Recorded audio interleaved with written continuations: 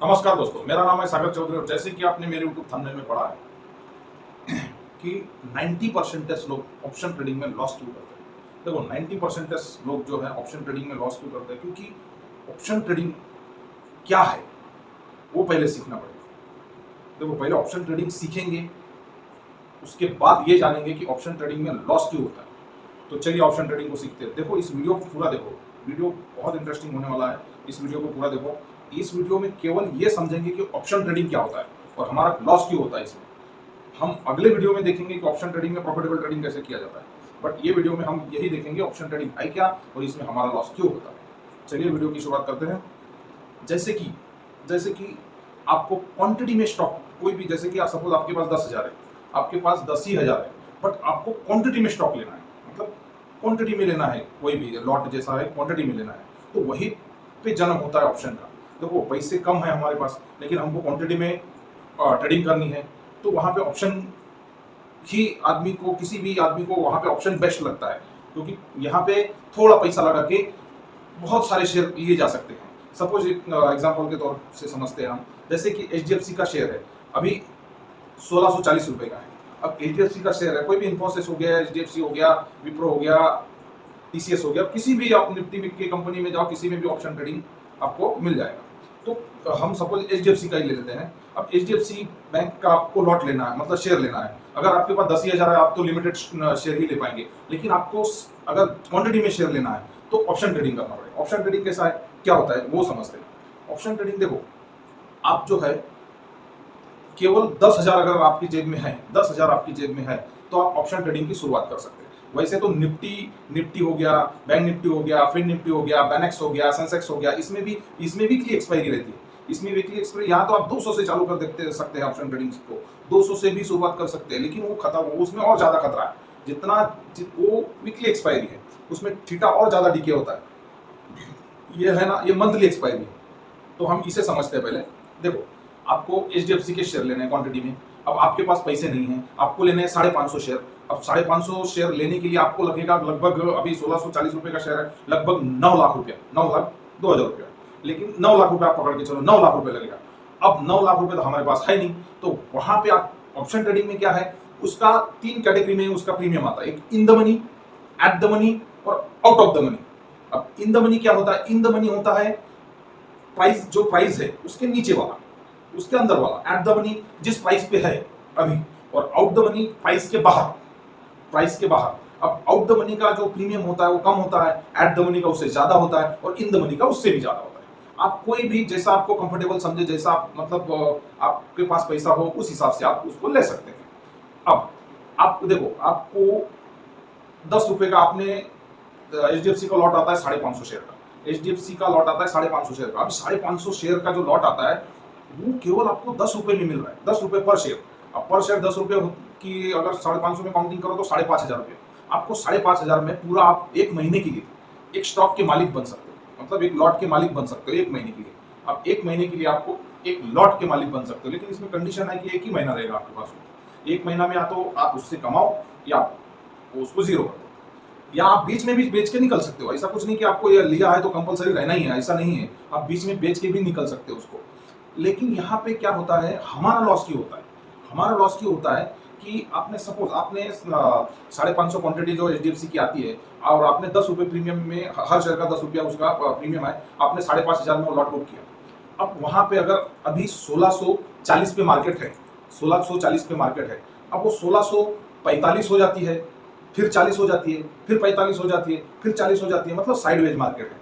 अगर वो sideways market रहेगी उस दिन, और आपने लगाया उसमें 5,500 रुपया, अब 5,500 रुपया उस दिन, वो दिन चले गया आपका, और आपका मार्केट मतलब थोड़ा सा ऊपर, थोड़ा सा नीचे, थोड़ा सा ऊपर, थोड़ा सा नीचे, ऐसा होता रहा, तो वो आपका जो 5,500 है, जो आपका 5,500 है, वो 5,500 की जो वैल्यू है वो घट जाएगी वही दिन। उसी को बोलते हैं थीटा डीके। अब थीटा डीके क्या होता है, थीटा डीके ऑप्शन देखो एक इंश्योरेंस की जैसा काम करता है। महीने या इंश्योरेंस तो एक साल में एक्सपायर होता है, लेकिन ये एक महीने में ही एक्सपायर हो जाता है। और इसमें एक हमारा जो, हम सब ट्रेडर का जो दुश्मन है, जो थीटा डीके होता है। अब थीटा डीके होता है, थीटा मैंने क्या, एक बर्फ का गोला समझो आप, एक बर्फ का गोला जो पड़ा है और धीरे धीरे धीरे धीरे पिघल रहा है। अब वो क्या है, पहले आपका जो स्टॉक है, पहले जो आपने अगर जिस मतलब प्रीमियम जो दिया है 5,500 रुपया, उसमें से घट के जो है 10 रुपए से 10 रुपए में लिया, 550 शेयर लिए, 550 में 5,500 रुपये। आप 10 रुपए का वही दिन अगर वो नहीं, आपने सपोज कॉल लिया, आपने कॉल लिया, लेकिन वो कॉल अगर ऊपर नहीं बढ़ा, वो शेयर उस दिन ऊपर नहीं गया, समझ लो 1640 पे है तो 1640 पे ही वो शेयर रहा, वो नहीं गया मतलब 1650 1660 नहीं गया उस दिन, और वहीं पे रहा, तो वहां पे आपका थीटा डीके हो जाएगा, थीटा डीके हो जाएगा, और आपका जो है ना 10 रुपए का शेयर की वैल्यू 8 रुपए रह जाएगी, 8 रुपए रह जाएगी।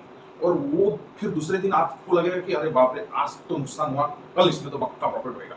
आप यही सोचेंगे कि नहीं नहीं, आज हम रुक जाते हैं, कल इसमें पक्का प्रॉफिट होगा। लेकिन भाई साहब वही तकलीफ है, वो कल फिर वही उधर ही रहेगा, या तो थोड़ा ऊपर जाएगा या थोड़ा नीचे आएगा। अब वो ऐसा ही करेगा वो, तो फिर उसमें क्या होता है, उसमें जो 8 रुपए का जो है शेयर, वो 8 रुपए का 6 रुपए हो जाएगा। अब फिर आपको लगेगा अरे यार आधा तो नुकसान हो ही गया है, अब आधा और सही देख ही लेते हैं, इसमें या तो आएगा या तो जाएगा, बस यही देखते हैं कि या तो इधर या उधर, तो फिर आप उसी में रुक जाओगे। उसके बाद में वो क्या होता है कि वो थीटा और डिके होते जाता है, और सपोज तीसरे दिन कॉल गया, सपोज आपके फेवर में मार्केट गया, जैसे आपने 1640 पे लिया था, 1650 हो जाता है मार्केट, आपका 6 रुपए बचता है वहां पे, एक शेयर का जो प्रीमियम आपने जो 6 रुपए दिया था, तो 6 रुपए बचता है। अब 6 रुपए से वो एक शेयर का प्राइस हो जाता है 8 रुपया, क्योंकि वो बढ़ा ना, मार्केट का बढ़ा ना, तो वो 8 रुपए हो जाता है। फिर आपको लगता है बाबा अभी तो रिकवरी हो रही है मेरी, पहले तो लॉस दिख रहा था, अभी थोड़ा रिकवरी हो रही है, मतलब प्रॉफिट हमको होएगा ही होगा, यहाँ से मार्केट को उठना ही उठना है।